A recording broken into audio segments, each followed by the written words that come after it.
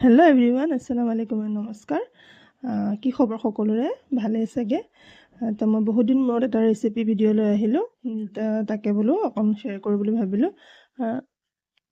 তো মই বনাইছিলোঁ মটৰ পনীৰ। মটৰ পনীৰটো চাগে সকলোৱে জানে বনাবলৈ। তো মই কেনেকৈ বনালোনো তাকে বোলো অলপ শ্বেয়াৰ কৰোঁ, অলপ দেখাওঁ।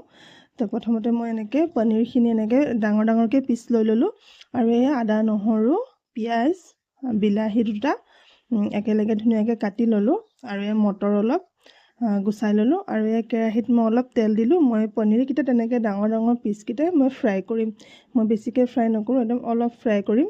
বেছি ফ্ৰাই কৰিলে ভাল নালাগে, সেইকাৰণে।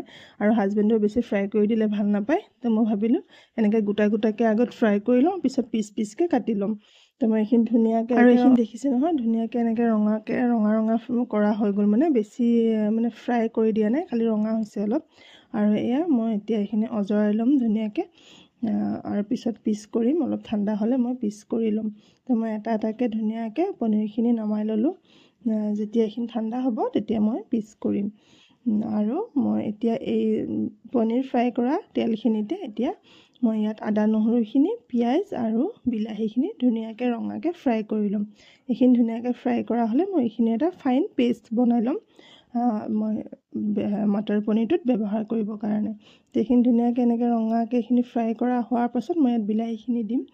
তো এইখিনি এনেকৈ ফ্ৰাই কৰি পেলাই পেষ্ট বনাই দিলে মানে বহুত ভাল লাগে, টেষ্টি হয়, আৰু তেনেকৈয়ে বনোৱা হয়।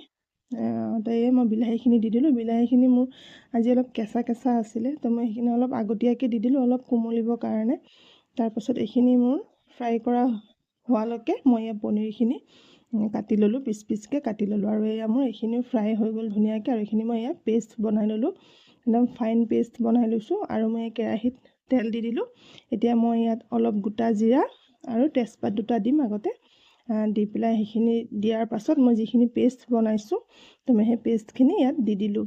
আৰু পেষ্টখিনি দিয়াৰ পাছত ধুনীয়াকৈ পেষ্টখিনি তেলতে ফ্ৰাই কৰিম, ধুনীয়াকৈ ফ্ৰাই। আৰু এইখিনি মোৰ ধুনীয়াকৈ ফ্ৰাই কৰা হৈ গ'লে, তেলতে ফ্ৰাই যেতিয়া কৰা হৈ যাব, তাৰপাছত মই ইয়াত যিখিনি গুড়ি মছলা আমি ব্যৱহাৰ কৰোঁ সেইখিনি মই দিছোঁ। জলকীয়া গুড়ি, হালধি গুড়ি, জিৰা ধনিয়া গুড়ি আৰু নিমখ সোৱাদ অনুসৰি। নিমখ প্ৰয়োজন হ'লে আকৌ দিম বাৰু, কিন্তু এতিয়া মই এইখিনিয়ে দিছোঁ। এইখিনি দি ধুনীয়াকৈ এইখিনি ভুনা কৰিম, মছলাখিনি ধুনীয়াকৈ ভুনিম। আৰু মই যোনটো পেষ্ট বনাইছিলোঁ সেইটো মিক্সি জাৰতে অলপ পানী দি পেলাই ধুই পেলাই পানীখিনি মই ইয়াত দি দিলোঁ। আৰু এইখিনি ধুনীয়াকৈ এতিয়া ভুনা হৈ গ'লে ইয়াত মই পাছত মটৰখিনি দিম। এইখিনি মোৰ প্ৰায় হৈয়ে গ'ল ভুনা হোৱা, আৰু এতিয়া মই ইয়াত মটৰখিনি দি দিলোঁ। মটৰখিনি দি মই অকণমান পানী দি মটৰখিনি অলপ সিজিবলৈ দিম। মটৰ সিজিব যিহেতু বেছি সময় নালাগে, সেইকাৰণে পানী অকণমান দিম, মই বেছি নিদিওঁ। তাৰপাছত এয়া মই পানী অকণ দিলোঁ, আৰু মটৰখিনি মই ধুনীয়াকৈ এইখিনি সিজিবলৈ দিম। মটৰ সিজা হৈ গ'লে পাছত মই ইয়াত পনীৰখিনি দিম। তো মই মটৰখিনি দি দিলোঁ, আৰু মোৰ মটৰখিনি প্ৰায় সিজিয়ে আহিছে। তাৰপিছত মই ইয়াত এতিয়া ফ্ৰাই কৰি থোৱা পনীৰখিনি দি দিলোঁ, আৰু পনীৰখিনি দি অলপ লৰাই ল'ম। ধুনীয়াকৈ অকণ লৰাই মিলাই, তাৰপিছত ইয়াত মই লাষ্টত অলপ ক্ৰীম এড কৰিছোঁ, অলপ ক্ৰীম দিছোঁ। ক্ৰীমখিনি মই পেষ্ট বনাই লৈছোঁ ধুনীয়াকৈ, আৰু মই অলপ পানী দিছিলোঁ, পানীখিনি মোৰ দেখুওৱা নহ'লে, পানী বেছি দিয়া নাই। এইখিনি ধুনীয়াকৈ মোৰ এতিয়া হৈ যাব। পানী দিয়াৰ পাছত মোৰ এইখিনি, আৰু মই গোটা মছলাৰ ভিতৰত মই ইলাচিটো দিম বুলি ভাবিছিলোঁ, দিব পাহৰি গৈছিলোঁ। তো লাষ্টত মই অলপ দি দিলোঁ, আৰু ইয়াত কচুৰি মেথি অলপ দিলোঁ, আৰু একদম লাষ্টত দিছোঁ ধনিয়া পাত।